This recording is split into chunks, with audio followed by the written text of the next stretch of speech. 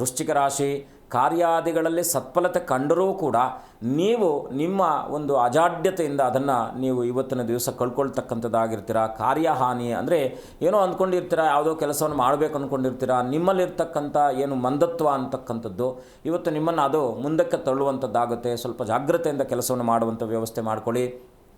ಅಣ್ಣ ತಮ್ಮಂದಿರೊಟ್ಟಿಗೆ, ದಾಯಾದಿಗಳೊಟ್ಟಿಗೆ ಇವತ್ತಿನ ದಿವಸ ಏನಾದರೂ ಸ್ವಲ್ಪ ಮಾನಸಿಕವಾದಂಥ ಮನಸ್ತಾಪಗಳು ಬರತಕ್ಕಂಥದ್ದಾಗಿರುತ್ತೆ.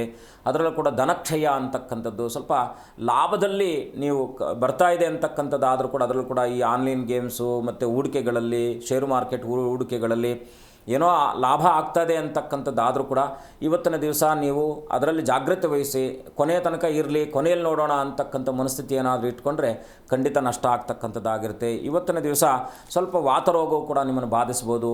ವೃಶ್ಚಿಕ ರಾಶಿಯವರು ಇವತ್ತಿನ ದಿವಸ ವಿಶೇಷವಾಗಿ ಆಂಜನೇಯನ ದರ್ಶನ, ಕುಲದೇವರ ಪ್ರಾರ್ಥನೆ, ಕುಲ ಗುರುಗಳ ದರ್ಶನ ಮಾಡ್ತಕ್ಕಂಥದ್ದು ಇನ್ನಷ್ಟು ಶುಭ ಆಗ್ತಕ್ಕಂಥದ್ದಾಗುತ್ತೆ.